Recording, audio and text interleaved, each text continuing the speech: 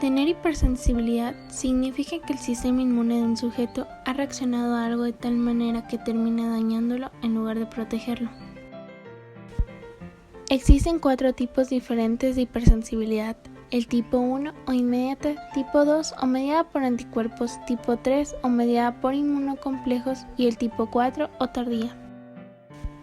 En la hipersensibilidad tipo 3, la reacción ocurre cuando los complejos antígeno-anticuerpo son depositados en las paredes de los vasos sanguíneos, causando con ello inflamación y daño tisular. En esta hipersensibilidad, las reacciones son mediadas por inmunocomplejos, también conocidos como complejos antígeno-anticuerpo.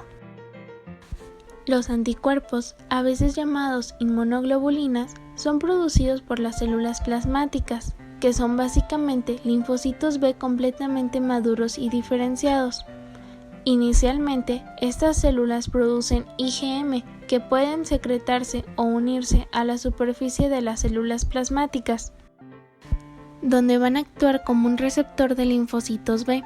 Cuando un linfocito B sufre una reticulación de 2 IgMs ligadas a la superficie, toma el antígeno y presenta una parte de ella a los linfocitos T cooperadores a través del receptor de linfocitos T y de la molécula del complejo mayor de histocompatibilidad de clase 2, presentando así la pieza del antígeno junto con una molécula coestimuladora CD4. El CD40 del linfocito B también se une al linfocito T cooperador a través del ligando CD40.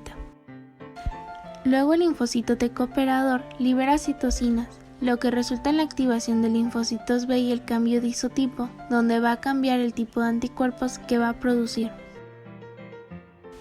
En las reacciones de hipersensibilidad de tipo 3, típicamente los linfocitos B cambiarán de hacer IgM a hacer anticuerpos IgG. Ya que todos los anticuerpos son específicos, esto va a significar que van a reconocer moléculas específicas, tales como los antígenos. Estos pueden ser variables, algunos flotan en la sangre por sí mismos y son solubles, pero hay otros que se encuentran ligados en la superficie celular. Los inmunocomplejos se forman cuando los anticuerpos se unen a los antígenos solubles. Los anticuerpos también pueden atacar a los antígenos de la superficie celular, pero estos no se van a considerar inmunocomplejos. La primera gran diferencia entre la hipersensibilidad de tipo 2 y la de tipo 3 es que las reacciones de hipersensibilidad de tipo 2 implican anticuerpos que se unen a los antígenos en la superficie celular, mientras que en la hipersensibilidad tipo 3 son reacciones que involucran inmunocomplejos con antígenos solubles. Un buen ejemplo de una hipersensibilidad de tipo 3 es la enfermedad autoinmune sistémica de lupus eritematoso. En el lupus, los anticuerpos IgG son típicamente específicos para el ADN y las nucleoproteínas, haciéndolos así autorreactivos. Normalmente, el cuerpo solo debe reaccionar a las cosas que son ajenas, los antígenos, por ejemplo. Esto se mantiene por un proceso conocido como tolerancia, donde los linfocitos B y T no autorreactivos se les permite que maduren, mientras que los linfocitos B y T autorreactivos no se les permitirá madurar. Este proceso, sin embargo, no es perfecto, ya que a veces algunos linfocitos autorreactivos se escapan y estos pueden montar una respuesta inmune contra los autoantígenos. Con el lupus, un autoantígeno de ADN puede ser liberado de una célula dañada donde circula un linfocito B. Aquí el linfocito podría encontrarlo y unirse a él. Si un linfocito T cooperador que también sea específico para el mismo autoantígeno de ADN está cerca, ayudará a activar al linfocito B. También lo habilitará para diferenciarse como una máquina secretora de IgG específica para ese autoantígeno del ADN. Ya que el ADN está en la mayoría de las células, esto permite una gran cantidad de autoantígeno IgG-ADN.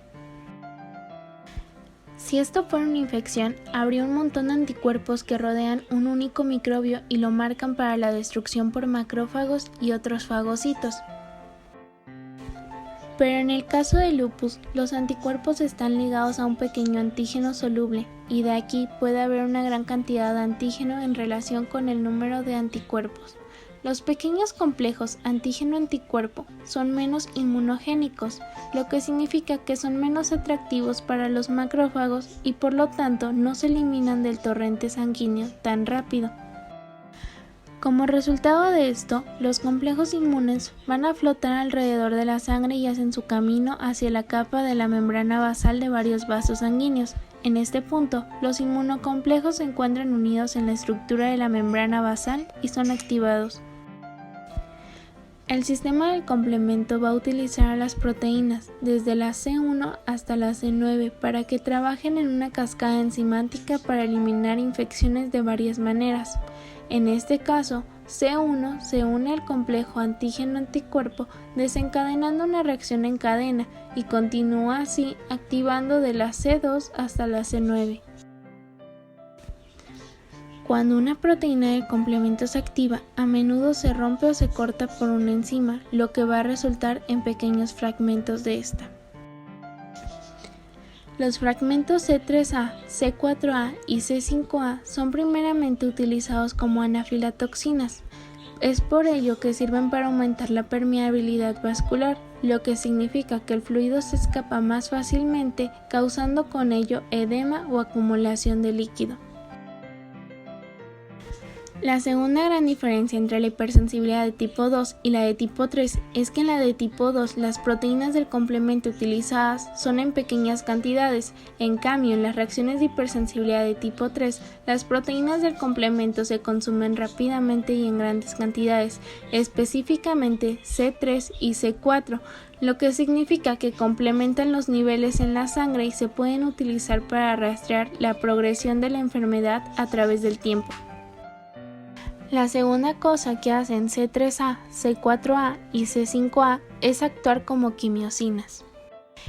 Es decir, reclutan a otras células como los neutrófilos al sitio. Una vez que los neutrófilos se unen, estos tratan de fagocitar el inmunocomplejo, pero por lo general no pueden, ya que durante este proceso se degranularon, es decir, se expulsaron enzimas lisosomales y especies reactivas de oxígeno, que causan con ello inflamación y necrosis tisular, que en la última instancia llegan a causar vasculitis o inflamación de los vasos sanguíneos.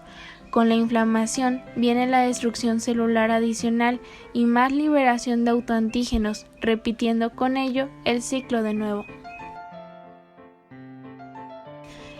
Esto ocurre con mayor frecuencia en el riñón, ya que es donde se va a filtrar la sangre, causando glomerulonefritis, y en las articulaciones, ya que el plasma sanguíneo se está filtrando para producir líquido sinovial y esto causa inflamación de las articulaciones o mejor conocido como artritis. Una tercera distinción muy importante entre la hipersensibilidad de tipo 2 y la de tipo 3 es que en la de tipo 2 se presentan signos clínicos que corresponden al tejido donde se encuentran los anticuerpos, mientras que en la hipersensibilidad de tipo 3 los signos clínicos corresponden únicamente al tejido donde se encuentran los inmunocomplejos, es decir, donde se depositan, no donde son hechos. Otro ejemplo de una hipersensibilidad de tipo 3 es la enfermedad del suero, que suele ocurrir cuando un paciente recibe suero extraño y este provoca una respuesta de anticuerpos contra aquellos antígenos. Un ejemplo común de esto sería cuando el sujeto es mordido por una serpiente y luego se le da suero con anticuerpos antiveneno. En respuesta, el cuerpo producirá algunos anticuerpos contra los anticuerpos antiveneno. Cuando el sujeto es mordido de nuevo por una serpiente algún tiempo después y obtiene suero con anticuerpos antiveneno, estos anticuerpos que fueron hechos la primera vez se unirán con los nuevos anticuerpos y crearán complejos inmunes con el antídoto de anticuerpos que son tratados como un antígeno. Estos complejos inmunes posteriormente causarán vasculitis y necrosis tisular.